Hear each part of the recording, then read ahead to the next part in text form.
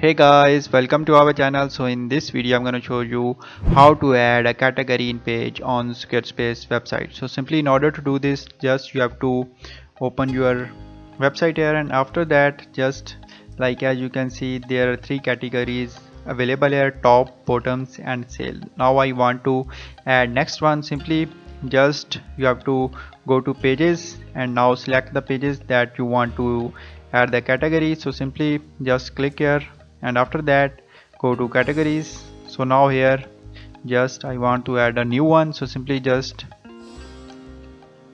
add this one, just type the name and after that click on add, and now wait for a few seconds. So here you can see we have successfully added here.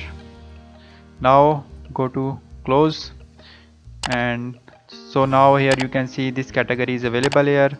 So as I click on bottoms, so I will go to bottom section.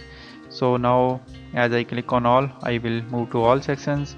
So now similarly as I click on hush, so I currently don't have added this, so I will directly move to hush category. So in this way you can easily add category in page on Squarespace website.